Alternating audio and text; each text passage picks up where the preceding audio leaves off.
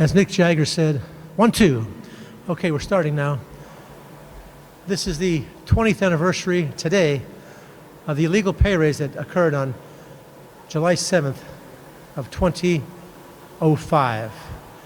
Immediately, activists went after the pay raise, and each of the people here had a part in repealing it.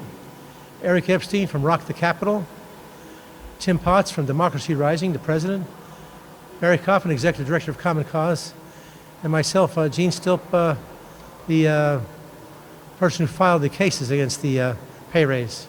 So we're going to start today with Tim Potts, and if you could hold your questions to the very end, we'll make sure they all get answered. So thanks for coming out today, and thanks for PCN putting this up on their site, and we'll go from there. Tim Potts, Democracy Rising, here he is.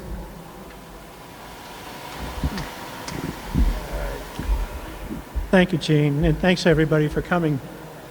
This year, Pennsylvania voters will decide whether to retain 3 Supreme Court justices. This is enormously important, and I hope the matter will receive the attention it deserves. The American judiciary is in crisis, with a fire hose of falsehoods and a landslide of lawlessness emanating from Washington every single day. That crisis can happen here if we voters are not judicious ourselves in our choices. Normally, retention elections are sleepy, but 20 years ago, Justice Russell Nigro became the first and only justice in Pennsylvania history to be denied retention, and for good reason. Some dismiss his defeat as an irrational backlash against the pay raise. That is partly true, but the campaign to deny retention to Nigro and fellow Justice Sandra Schultz Newman actually began in 2004, a year before the pay raise. On the 4th of July 2004, the General Assembly made Pennsylvania the slot machine capital of the East Coast, using a process that conspicuously violated the Constitution. There are provisions in the Constitution whose entire intent is to give citizens the chance to know what their government is doing in time at least to express an opinion about it. One provision is the original purpose rule, which says that a bill introduced for one purpose cannot be diverted to another purpose. The single subject rule says that if there is more than one subject being addressed, you need more than one bill for each subject, or need one bill for each subject. The 3-day rule says that every bill must be considered on 3 different days in the House and 3 different days in the Senate. With that in mind, here's how the slots gambling law was enacted. This was the original bill that was introduced, a page and a half, that required background checks of employees at horse racing tracks. The House considered it for 47 days and passed it without amendment. In the Senate, it was considered for 100 days before being amended with this. 146 pages of legislation that had never been seen outside the Capitol. It passed the House and the Senate and was signed by Governor Ed Rendell in a matter of hours. And this is every word that the 2 versions have in common. These are not words, they're the names of the co-sponsors of the bill.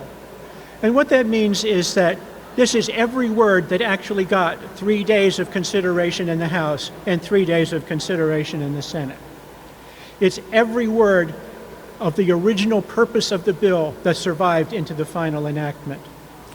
And as you can imagine, with something like this, there's a lot more than one subject in here, and those subjects should have been considered in separate bills. Immediately after its passage, a coalition of groups, including Common Cause, the League of Women Voters, Pennsylvania Council of Churches, the Pennsylvania Newspaper Publishers Association, Rock the Capitol, and others, challenged the law both legally and among the people. Anticipating this, the law's backers conveniently gave the state Supreme Court original jurisdiction to hear challenges to the law. Despite violations of the Constitution so obvious that Ray Charles could see them, the corrupt court ruled on June 22, 2005, that stealth legislation was okay with them. Within 2 weeks, the General Assembly used the identical procedure to pass the pay raise because the Supreme Court had just told them that it was okay to operate that way. And if you think any of this from 2004 through 2005 was coincidental, you are mistaken. We can talk about that in Q&A. The Vote No campaign that we launched against Newman and Nigro was based on their jurisprudential record of refusing to uphold our Constitution. Time after time, their record showed that they were happy to let the legislature and governor run roughshod over the people. Denying retention for Russell Nigro had an immediate effect and a long-term effect. Immediately, the pay raise was repealed. Several lawmakers told us that public integrity advocates that if Newman and Nigro had survived, they were not going to repeal the pay raise. They were going to tough it out because they had a year and a half to go until the next election. But when Nigro was defeated, they knew they had to do something. Recent case in the long-term effect has been to bring the court back around to the idea that the Constitution actually means what it says, and that citizens should be able to depend on the courts to protect them by upholding the Constitution. Recent cases upholding the Environmental Rights Amendment are cases in point. Bringing this back to today, I believe it is the duty of candidates for retention and those who oppose retention to answer questions about the state of the American judiciary. What does the rule of law mean to you, and how do you preserve it? Was the U.S. Supreme Court right to allow presidents to violate the laws that they find inconvenient? Should chief executives in the states have a similar exemption from obeying the laws that they swore an oath to enforce? What power should judges have to enforce court orders? What are appropriate penalties for those who refuse to obey court orders, and how should those penalties be carried out? Should citizens have the power to initiate recall proceedings against judges who are accused of misconduct instead of waiting as long as a decade to hold those judges accountable? Should the disciplinary practices of the state's judicial branch be more transparent? The choices voters face in retention elections are important. They should be informed choices.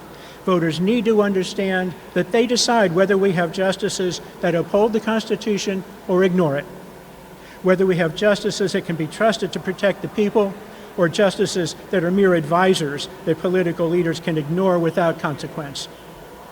Please push for answers to these questions and engage voters in discussing them.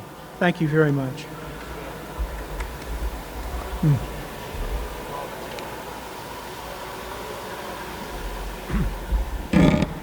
In the realm of reform and in the realm of taking on the legislature, in the realm of making sure the legislature does the right thing, one group has been here for more than 40 years, and that was Common Cause. During the pay raise, Barry Kaufman led Common Cause in the effort to take on the pay raise and also the effort for reform. And so Barry, before we get Barry up here, we want to make one thing clear, okay? That there's a fifth person here that was very instrumental in taking on the pay raise, and that's well, I should say two. One was a little pink pig behind me, and the big 25-foot pink pig outside. It's not here today, but that pink pig really helped. But now, Common Cause, Barry Kaufman.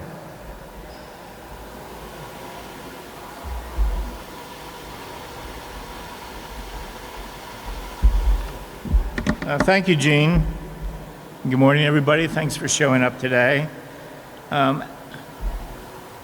As we end our Independence Day weekend, I think it's very appropriate for us to celebrate what we've achieved as citizens and our ability as citizens to hold power accountable through organizing and the ballot box.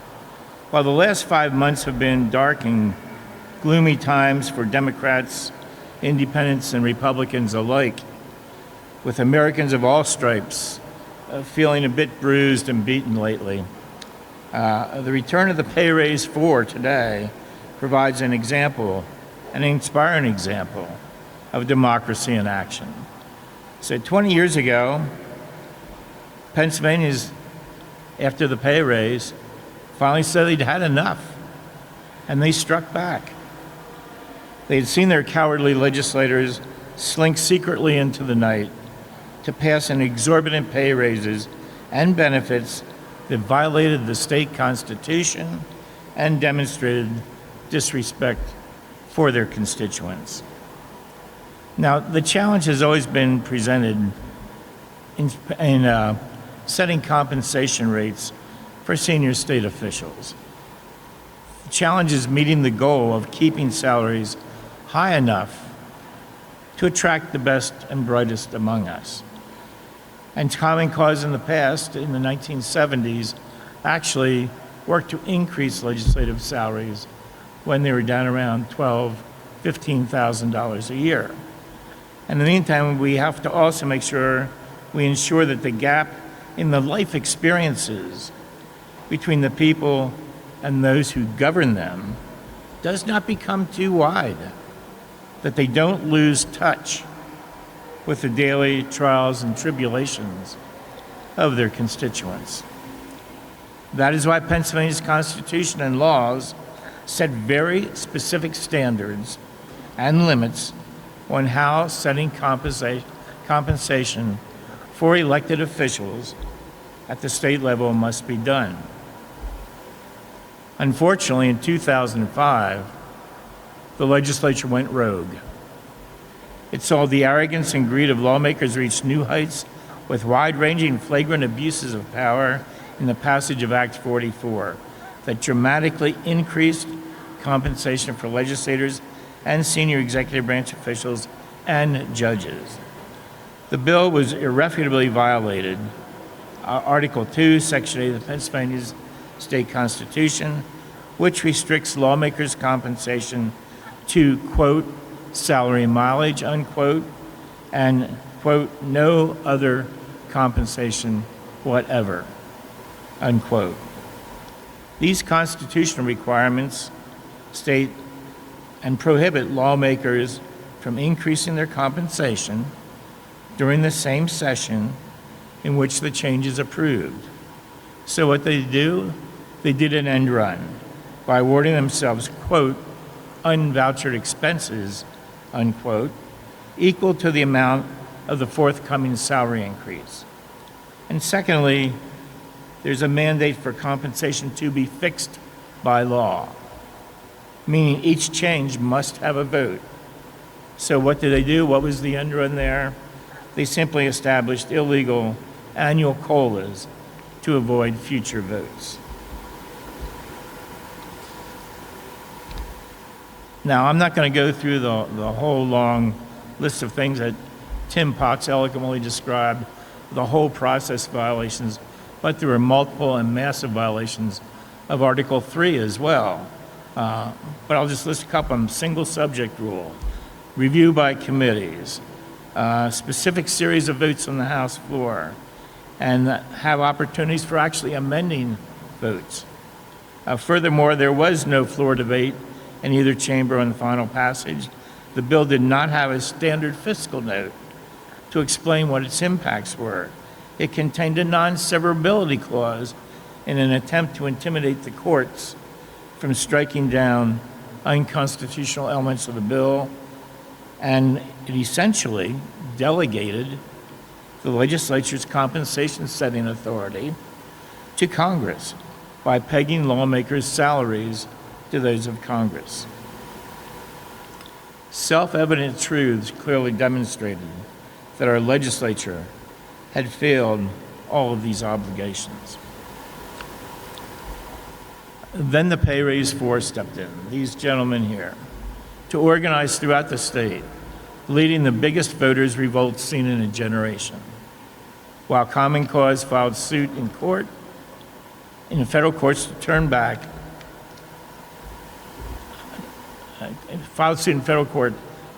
the appalling legislative action. These citizen-led actions forced the repeal of the pay raise and to a huge turnover in legislative seats. The times in which we now live are, once again, testing our beliefs in a democracy that works for all of us. But the citizens should take heart in what citizens working together achieved in 2005. We do have the power. Pennsylvania's Constitution enables the people to stand up and act. Citizen action does take stamina, however, lots and lots of stamina. And we must remain ever vigilant to protect our system from current and future abuses of power. So thank you, everybody.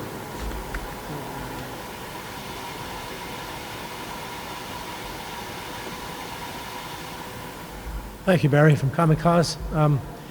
People remember the pay raise, the battle for pay raise, and the activists going against it, and then they also remember the legislature and their fake reform movement. The legislature set up a committee, and they started a fake reform movement, and our present governor was part of that.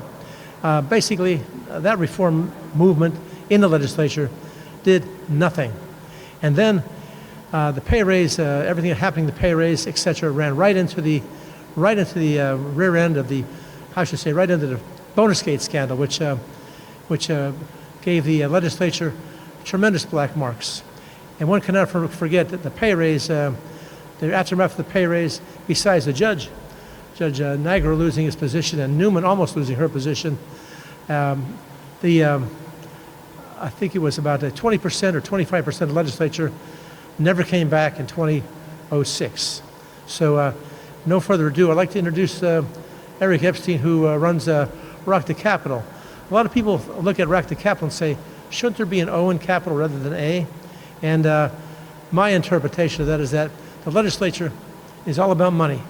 It's all about money here. The pay raise, what happens to all the surplus funds, and what happens on a daily basis here, and all about the money that's raised for campaigns. It's all at Capitol. So no further ado, Eric Epstein, Rock the Capitol.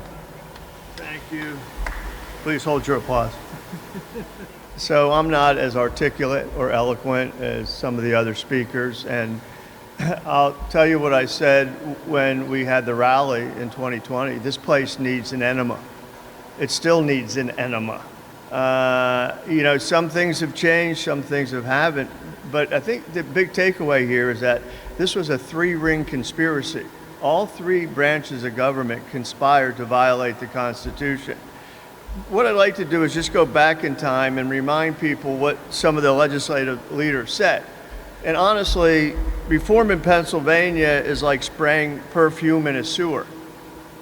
It's ephemeral and ain't gonna last, but the political turds resurface. So 20 years ago, Governor Rendell said it's legal, unvouchered expenses, and that's all I'm gonna say about it. This is from the same guy as Tim referred, pushed through cut and gut legislation that brought us gaming. Chief Justice Cappy was the main force behind the pay raise. He said, I have enormous respect for the legislators who stood up and voted for this. I know how hard these pay raise votes are. It demonstrated for me enormous courage and significant fortitude. They have grown in stature in my eyes by leaps and bounds during the course of the whole experience. It doesn't sound like somebody who's repentant or reconsidering their position. This from the same guy in 1998 who took a 5-day trip to Bermuda, sponsored by the Pennsylvania Bar Association. Mr. Cappy said that Bar Association functions bring the three branches of government together. So, here's a predicate act. You can see that there's an ongoing conspiracy. Speaker Purcell, if you weren't around, probably had the best quote. The people who are milking cows in Lancaster are making $50,000 to $55,000 a year. He obviously lost the dairy vote. But the MVP, the most valuable pig, is Frank LaGrotta. Frank LaGrotta, after the No on Negro campaign, this is what he said. I see a very good Supreme Court justice who was targeted by people who are trying to prove a point. And that's sad. Even the mafia has a code of ethics where innocents are not targeted. No regrets going after Nigro and Newman. I would point out that Mr. LaGrotta, of all people, pled guilty to conflict of interest because he had two ghost employees on board who were paid $27,000. He received, this is Mr. LaGrotta, he received his full pension, got the whole pension. He started to pay the money back, the pay raise back, and then stopped. Got the pay raise, and then was able to get a refund. Easily the MVP.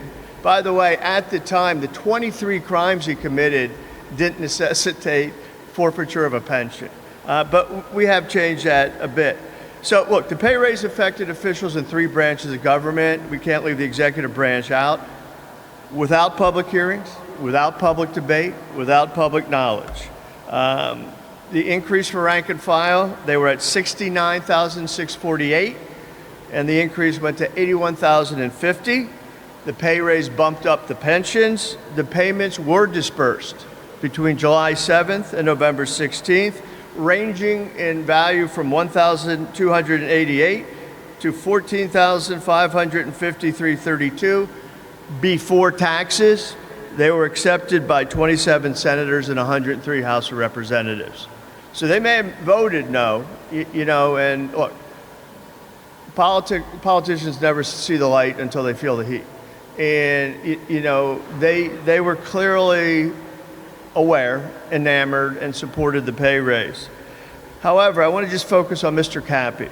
The Pennsylvania Chief Justice Ralph Caffey said in his efforts of the pay raise, including he met with the governor and party leaders. Openly acknowledged that. And he also, I think Barry alluded to it, he suggested that we set up a system that mirrored compensation at the federal level. Such complicity should know no place in our system of law. It's outrageous. I mean, people were outraged at the pay raise, but the complicity before, and as Tim pointed out, that occurs here on a daily basis still continues. So on September 27th, we had the rally here. I want to remind people, Bob Durgan unfurled 129,000 signatures down the Capitol. He was a WAM radio disc jockey. And I think all total 50 folks lost their jobs. 53, I'm sorry. Most of them kept their pension. Prominent leaders who supported the pay raise, Vion, Brightbill, and Jubileer lost their job. So let me conclude by giving a state of the pig. Where's the pig at now? Fatter than ever. Pennsylvania politics, I don't know how to get around it other than to say our government is a government of lie. 20 years later, we still have a government of corruption, lies, and sewage. Public officials haven't changed their core behaviors, and the product is getting rotten. So let's just cut to the numbers. Time of the pay raise, rank and file, minimum wage legislators were making just under $70,000. Today, they're making just over $110,000. So the pay raise for legislators since 2005 is $40,467. Per diems have increased from 141 to 181. Slush fund has grown from 125 to 300 million. I want to point out that last year Senators Pittman and Ward committed to a clean audit and reducing the slush fund. I guarantee you today in the back halls, nobody's talking about cutting their own fat. They have 299 million stashed away. This is a number that's frequently overlooked. The cost to run the legislature back in 2005 was $533 million. The cost to run the legislature today is $738 million. So just to put things in perspective, and I says it all, there's an increase of $205 million to run the legislature since 2005. Though in the past years, 20 years, Pennsylvania has passed 13 late budgets. So not only has their wages increased, but their productivity has decreased. Governor Rendell at the time, and I don't know that he took it, his salary was $155. Governor Shapiro is now making $245. That's a bump of 90 grand. And last but not least, the judiciary. So I think people lose track of this. The judiciary kept their pay raise. They kept the pay raise. There was nothing in their decision that really mandated the legislature pay it back. And by the way, when they paid it back, it was hard to confirm because they said they donated it, quote unquote, to charities. And, I'm assuming they deem themselves as their own charity. But at the Supreme Court, the annual salary, this is astonishing, was $150,000 for a justice. After the pay raise, it was $172,000 for a justice. 20 years later, the Pennsylvania Supreme Court justices will earn an annual salary of $262,000, and the Chief Justice will earn $270,000. Reform has come to mean nothing. I mean, we live at a time in a political climate where facts instantly melt when they come in contact with voters. Memories of most voters is that of is very limited. Honestly, 20 years seems like a long time, and on the other way, not a long time. Final thing I wanted to put in there, concerning the legislative audit, which nobody seems to cover anymore because the governor's speech coincidentally comes when they do the legislative budget, it was 12 minutes this year. No comment, no public opportunity, no RFP for the audit. But I want to point out, there's no reason for the slush fund. The reason for the slush fund was to make sure the legislature wasn't starved out during a budget impasse.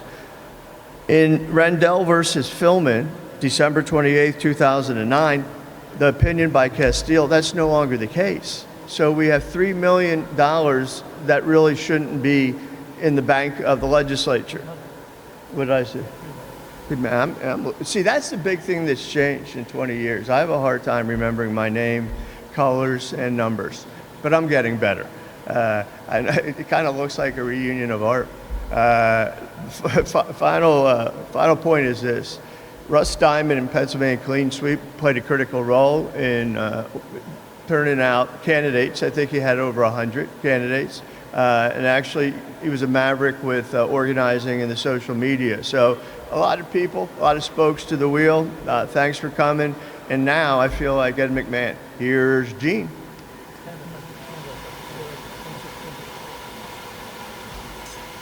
Jim, Barry, get up. Standing close here, okay? Standing close here. Right there, okay. Watch out, I'm shedding. First of all, thanks for coming out today, and good luck to the PCN interns. It's not PCN interns, the legislative interns, and also the reporters. One thing we've noticed in the past 20 years, the reporter class has been just as attacked, if you will, or just as diminished as the activist class, okay? The reporters are about 1/5 the number of reporters that we had in 2025. And that's sad because reporters are the lifeblood of democracy. Way back in 2025, July 7th, about 10 a.m. in the morning, I got a call from the Philadelphia Inquirer. They said, "Are you going to file suit against the pay raise?" Because they remembered I had done it in 1995. And I said, "Of course," and they went back to sleep. And I got up that afternoon and started to work on the case. 2 weeks later, filed the case against the legislature, against the governor, and filed that case. That case kept on going, and the case kept on going, and then guess what? Because of the public pressure of all these folks and the big pink pig and Bob Durgan, and we got the repeal. We got the pay raise repealed, but that didn't stop the court case because the court case had to, my aim was to try and put that into law, that they couldn't do that again. And so that kept on going and went up to the next level, the Commonwealth Court, and they, Eventually I filed what they call a King's Bench appeal to the Supreme Court. They took the case, and using the stuff that we all looked at, the constitutional flaws, Supreme Court took that, and they took about 9 months to look at that, or 8 months to look at that, and finally it came down. The legislature was wrong. They couldn't let their formulas that they used in the past be used any time in the future. And the only sad thing about it was that they, because of Article 9 of the Constitution, they couldn't lessen the judges' pay increase, which was very lucrative to judges. So we took the judges' pay increase in the next year to the Senate, because the judges had tied their pay increase to the federal pay increase. If the federal judges got a pay increase, then the local judges here, the state judges, would get a pay increase. We were able to get that bill passed in the Senate, which took away the judges' pay increase. And then, as you know, the Boner's-Gate hit. Boner's-Gate hit. We filed a Commonwealth Court case against the legislators, and as more information came out, we kept on filing more and more. But in the end, it didn't win that case, but it alerted the grand jury. By doing that, they alerted the grand jury to utilize what we said in that case to go and return indictments against 1 or 2 million people. But anyhow, a lot of legislators, and that lasted for years. It basically ruined the leadership of the Democratic Party, so that they never recovered. It ruined the leadership in the Republican Party. The point is today, as Eric pointed out, the cancer on this building has increased. It's still going. There's not a class of new legislators who have who have the backbone to do anything about the reform in this building, or in any kind of how should I say it, any department, legislative or judicial. The other thing too is, one thing we left out here is that the pensions that were raised in 2000, early 2000s by the legislature were an integral part of the corruption in the building also. So the bottom line here is that these folks here will keep on working for reform in this legislature, in the government of Pennsylvania, but we need a lot of help. We need a new class of legislators who want to take on that job and not be affected, not catch the legislative cancer that exists in this building. And also, we need new surgeons in the press to point things out. We need new surgeons in the reform movement to cut out the cancer, apply the radiation, apply the chemotherapy, apply the gene therapy to this place. That's my line. I'm in with gene therapy, and to go forward and reform. So, any questions that we can answer? I'm sorry. Angela, are you still here? We raised Angela, by the way, Columbus. She came here as a reporter in 2005 October, and we've raised her ever since then. She got married and hatched a family. Yeah, I'm curious. So much happened in the last 20 years in terms of scandals, in terms of various happenings inside the Capitol. What about the pay raise in 2005 was so galvanizing that it actually resulted in electoral losses like nothing else since then has resulted? So you're saying What Right. because the pay raise, because her question is, what was it about the pay raise and the scandal that they were afraid of, or what changed things? Why did people lose their jobs? If you don't mind me answering this, basically this building is filled with cowards. All right, legislators are basically cowards who live for the next election. They're afraid the next election, if anything will stop them from winning next time, that's it. So the more fear we put into the hearts of these legislators, the more they'll accept reform. The pay raise, as Tim pointed out about the loss of Nagro, was the fear factor that, and almost the loss of Newman, put that fear factor into the legislative who had to run, and also time to organize, okay, and then a good organizing effort by everyone, a good organizing effort, and finding candidates who would run against these people. The sad thing about the candidates who stepped forward to take on the people, when they got elected, guess what happened to the clean sweep? A lot of the clean sweep candidates, they ran right to the trough, and started eating the benefits. Right now, the legislature has the best health care, the best retirement, the best salaries anywhere in the country. The other, except for maybe California. The other thing too is that those benefits, if you will, I filed a case against those benefits, never been able to pull them back. And also the yearly pay raise, can't win that one in court. So it's going to take changes in the personnel who are here in the building. Let me say something else. And here comes Eric. I think that so I think the pay raise was a unique alignment of public outrage. The 11 groups that were around at the time were Republican and Democrat. And that's what everybody's groping for, what made it so unique. Because I think everybody thought that it would be short-lived and that they could just more or less, hunker down and wear it out. It was just so outrageous. At 2 o'clock in the morning that you would raise your own salary. I think everybody felt that they had been screwed. I mean, I know Mr. DeWeese thinks that if the pay raise, if the pay raise was maybe less, unless with a large S, it wouldn't have happened. I don't think you'll see that moment in time reoccur. We're so polarized. We also remember that was the advent of the social media. So the three things that help that don't get credit: social media, journalists who are withering in their criticism, and legislation. So, forget all the props. This doesn't happen without legislation. It doesn't happen without no on NIGRO. There was a lot of hard work that went into this. But I would say I've never been involved in a political movement like this. It was toxic, but in a good way, if that makes sense. I think Yeah, let me point out something because Tim wants to talk.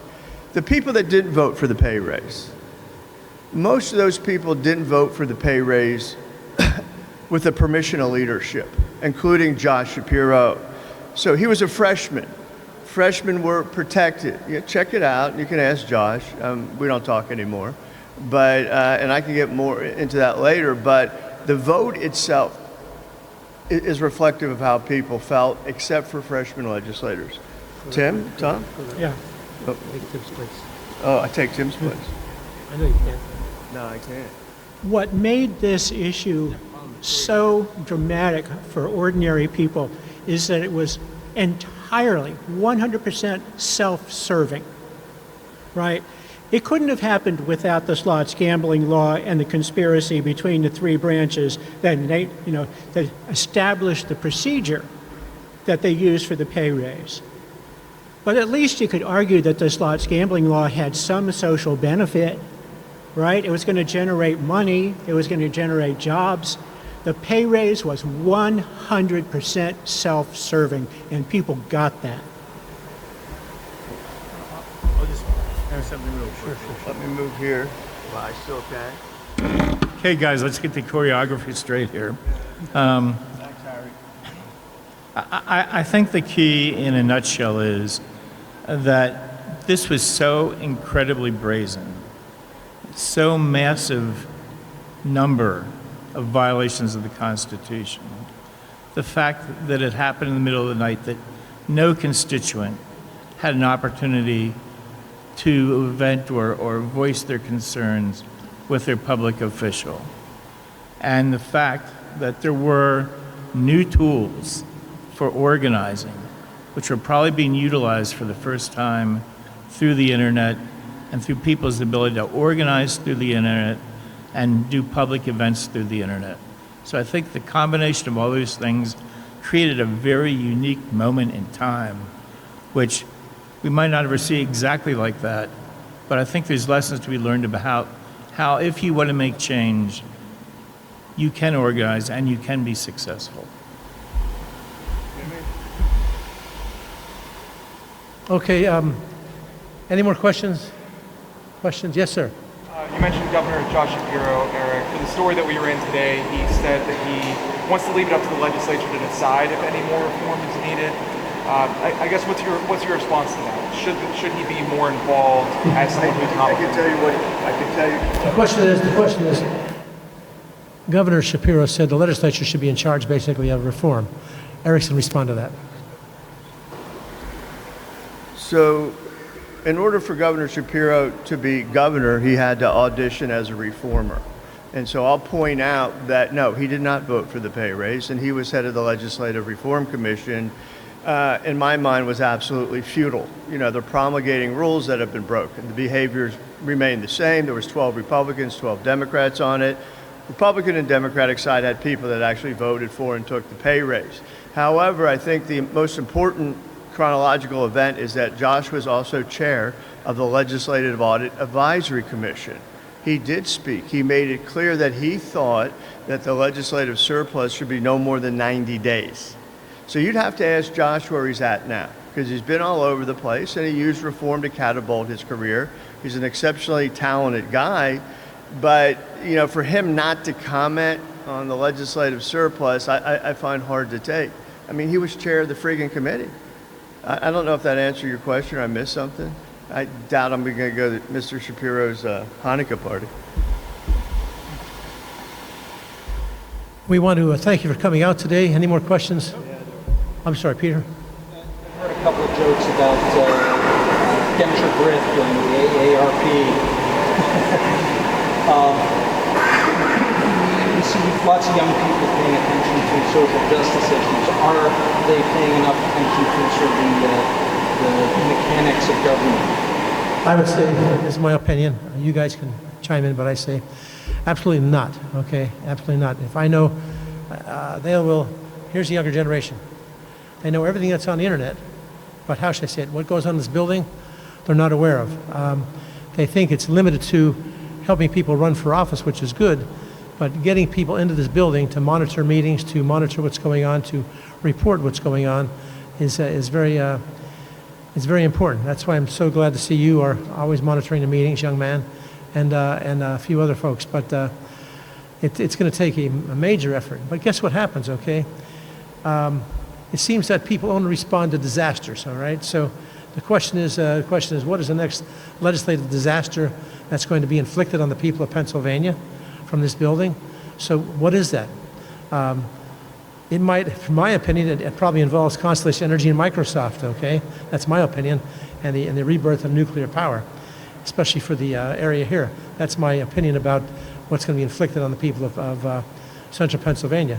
That's the next disaster. But you guys might have other opinions.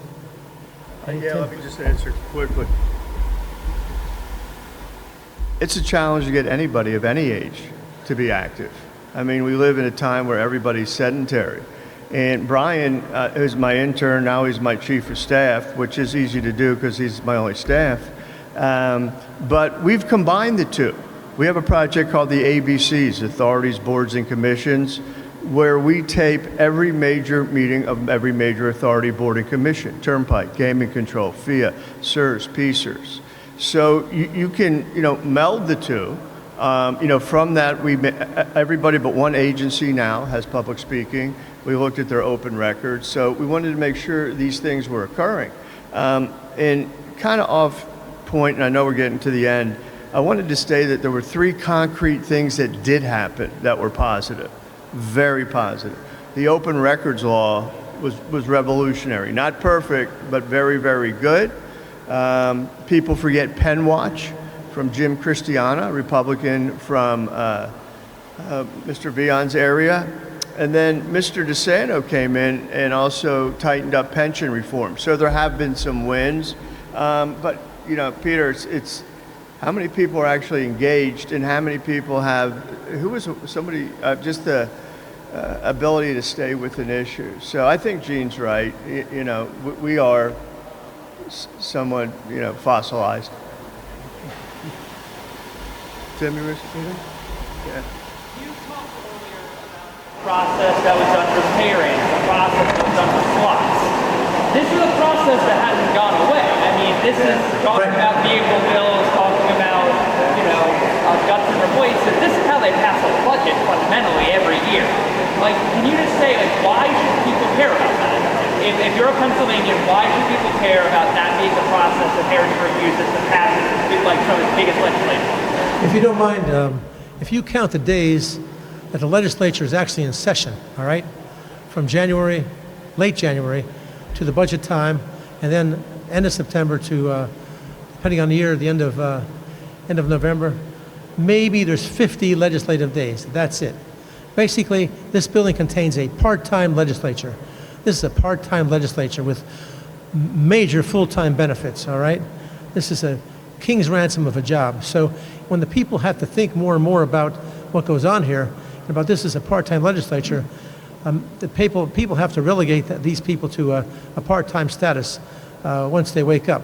It's going to take another disaster to do that, but hopefully citizens will wake up. That's just my opinion. Thank you. Let Tim answer, because he was inside the belly of the beast.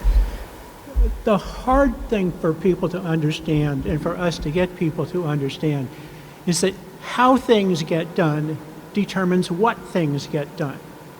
People focus on the substance, this policy, that policy. None of that happens unless you have a process that precedes it. And if that process is corrupt, you're probably not going to get a very good result. Or if it's compromised, you're not going to get a very good result. And that's why the Constitution lays out all of these protections for people, the 3-day rule, the single subject rule, the original purpose rule. Those are process things. How things get done determines what things get done. Maybe we need to focus more on the Constitution and why that matters. Maybe we need to press our legislators a little bit more about, really, you think this is in the public interest to operate this way? I'm not sure what the answer to your question is, but that's my thought. To more directly answer your question, the budget is the operating rules for everything else that happens here. Every single program, every single job, every single department is contingent upon how it is funded. The budget is the most important policy document which is passed every year. So everything spins out of the budget. That's why the budget is so important. Because if you don't fund the program, it doesn't matter how grand it is in its statutory development. It doesn't matter how great the people are running it. If you don't fund it, it's not going to be able to do anything. What do you call it? It's a new dance. It's a new legislative dance here. Question? Who had a question? Okay. You know, reform can be done. Okay, reform can be done. People forget that the legislature, I think, has 4 members on the ethics committee where people file ethics complaints, all right? And up until 2009, the Ethics Commission protected the legislature because you could not file a complaint against a legislature, you could not file a complaint against a legislator and talk about it because then you would be violating ethics law in Pennsylvania. And guess what? If you talked about a complaint you were going to file, you would be guilty of breaking that regulation also and subject to a year in jail or $5,000 fine. And guess what?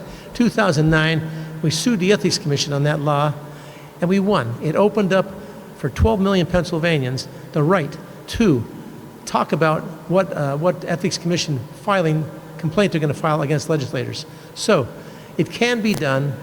But people have to get involved, and so this is also today's press conference. We're holding it because we want to show that things can happen, and it did happen back then in 2005, and so it can happen again. So Let me make a final comment, please. here's a final comment from Eric. Yeah.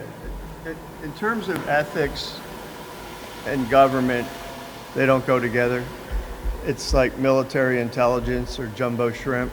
But what I wanted to point out is we filed an ethics complaint against Senator Mello, and there is an ethics committee in the Senate, 4 Ds, 4 Rs. There's no public meetings. There's no transcripts. It's a headless ghost. So, I mean, that's what they're falling back on. Gene deserves a lot of credit. He won a case and opened up some windows, and that's all we're doing, opening up more windows, getting some clean air. We need a lot of work. We need young people. Peter, we've got a job for you at Rock the Capitol anytime you're interested. The pay's horrible. The benefits don't exist, but you'll be fulfilled. Thank you. Okay, I want to thank you for coming out today, and I want to thank PCN for being here today, and I hope people at home get enthused about the government reform and get enthused about holding the legislators' feet to the fire and get enthused about making government work and realizing, start digging into what's going on in your home districts in a big way. Thank you so much.